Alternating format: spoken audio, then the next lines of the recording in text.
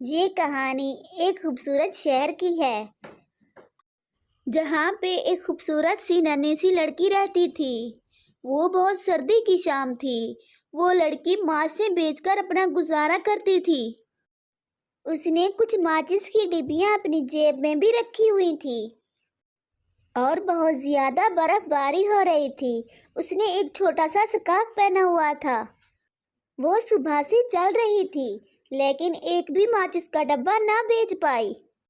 وہ ہر کسی کے پاس گئی، کسی نے بھی اسے ماچس کی ایک ڈبیا بھی نہیں خریدی۔ ہر طرف بچے کھیل رہے تھے۔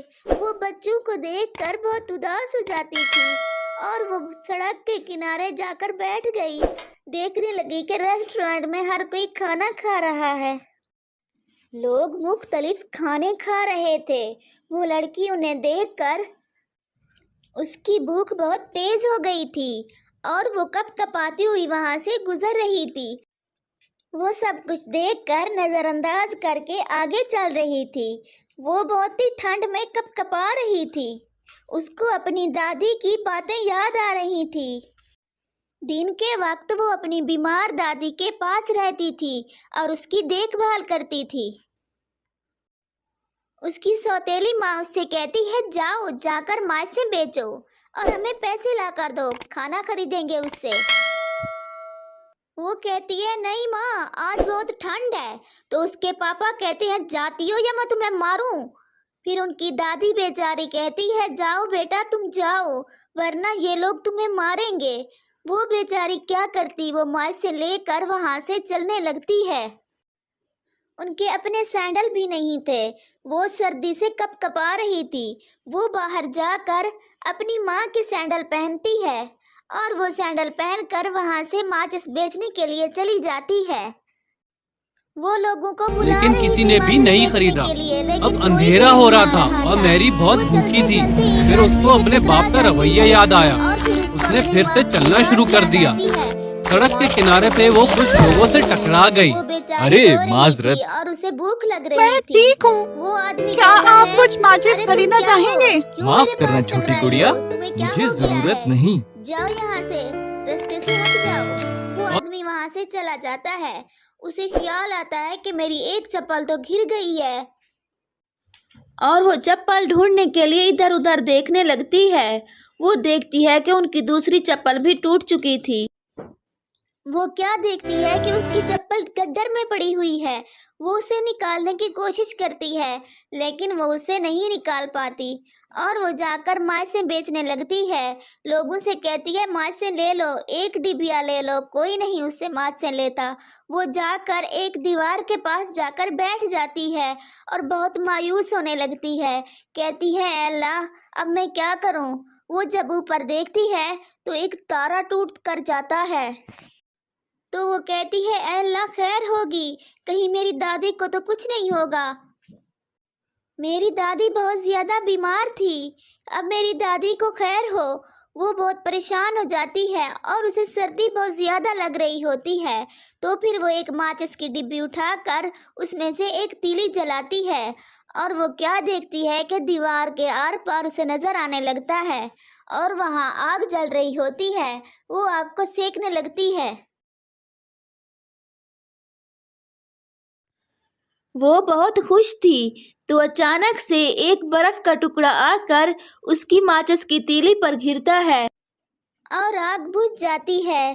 وہ بیچاری مایوس ہو جاتی ہے اور کہتی ہے اب میں کیا کروں؟ اگر میں اب دوسرا ڈبہ کھولتی ہوں تو بابا ماریں گے، یہی ماچسیں سب ضائع ہو جائیں گی۔ وہ یہی سوچنے لگتی ہے اور سردی سے کپ کپانے لگتی ہے۔ پھر وہ دوسری تیلی جلاتی ہے اور وہ کیا دیکھتی ہے کہ اندر خوبصورت سا نظارہ ہے، وہاں آگ جل رہی ہے، وہاں پہ موم بتی لگی ہوئی ہیں۔ وہ کیا دیکھتی ہے ایک ٹیبل پر بیٹھ کر بچے اپنے بابا کے ساتھ کھانا کھا رہے ہیں۔ اسے بہت بھوک لگی ہوئی تھی اور وہ سوچتی ہے میں بھی ان کے ساتھ کھانا کھاؤں۔ وہ پلیٹیں بھری ہوئی تھی۔ بیری کیا دیکھتی ہے کہ اس کے سامنے بہت سے بیریز بہت زیادہ بھوکی تھی اور وہ پکوان دیکھ کر بہت خوش ہو جاتی ہے۔ جیسے ہی وہ مرغی کو کھانے لگتی ہے وہ اس کے نزدیک آنے لگتی ہے۔ وہ مرغی کو دیکھ کر بہت خوش ہو جاتی ہے اور کہتی ہے کہ میں یہ سامنے والا لیگ پیس کھاؤں گی۔ وہ جیسے ہی مرغی ان کے قریب آنے لگتی ہے تو اس کی ماچس کی تیلی وہیں بجھ جاتی ہے اور وہ بیچاری رونے لگتی ہے۔ سب کچھ ایک دم ختم ہو جاتا ہے۔ بیری بہت زیادہ پریشان ہو جاتی ہے اور وہ کہتی ہے اے خدا اس دکھ میں میری مدد فرما، اے اللہ میری مدد فرما۔ وہ اللہ کے آگے ہاتھ جوڑنے لگتی ہے۔ وہ کیا دیکھتی ہے، آسمان پر بہت خوبصورت منظر ہو جاتا ہے، ہر طرف ستارے چمکنے لگتے ہیں۔ بیری کہتی ہے پتہ نہیں میری دادی اماں کیسی ہوگی، اے اللہ میری دادی کی حفاظت فرما، وہ ٹھیک ہو، میری دادی بہت زیادہ بیمار تھی۔ بیری کو دادی کی فکر ہونے لگتی ہے اور وہ بہت زیادہ رونے لگتی ہے۔ اچانک سے وہ کیا دیکھتی ہے کہ وہ ماچس کی تیلی جلاتی ہے اور دادی اماں کو سامنے دیکھ کر خوش ہو جاتی ہے۔ دادی اماں کہتی ہے بیٹا بہت سردی ہے، اس ٹھنڈ میں تم کیوں بیٹھی ہو؟ میں تمہارے پاس آئی ہوں تم سے ملنے کے لیے، چلو میں تجھے گرمی دیتی ہوں۔ دادی اماں کو سامنے دیکھ کر وہ ڈر جاتی ہے۔ وہ کہتی ہے کہیں یہ بھی غائب نہ ہو جائے، تو پھر وہ بہت سی ماچس کی تیلیاں نکال کر انہیں آگ لگاتی ہے اور پھر زوردار روشنی ہو جاتی ہے۔ دادی اماں اسے کہتی ہے بیٹا اب تمہارے دکھ ختم ہو گئے، میں تمہارے ساتھ ہوں۔ دادی اماں کو خوبصورت سفید جوڑے میں دیکھ کر وہ بہت خوش ہو جاتی ہے اور وہ کہتی ہے دادی اماں مجھے یہاں ڈر لگ رہا ہے، پلیز آپ مجھے اپنے ساتھ لے چلو۔ دادی اماں کہتی ہے ٹھیک ہے بیٹا آپ میرا ہاتھ پکڑو۔ دادی اماں اسے اٹھا کر اپنے ساتھ لے جاتی ہے اور آسمان کی سیر کرواتی ہے۔ وہ یہ سب دیکھ کر بہت خوش ہو جاتی ہے اور اسے نہ بھوک لگتی ہے نہ پیاس لگتی ہے۔ وہ خوبصورت سی لڑکی اپنی دادی کے ساتھ ساری رات سیر کرتی رہتی ہے اور بہت خوش ہوتی ہے۔ وہ کہتی ہے دادی ماں مجھے اب کہیں نہیں جانا۔ ایسے ہی صبح ہو جاتی ہے اور سب لوگ ان کے قریب آنے لگتے ہیں۔ وہ کہتے ہیں یہ بیچاری لڑکی ساری رات یہیں پہ سوتی رہی۔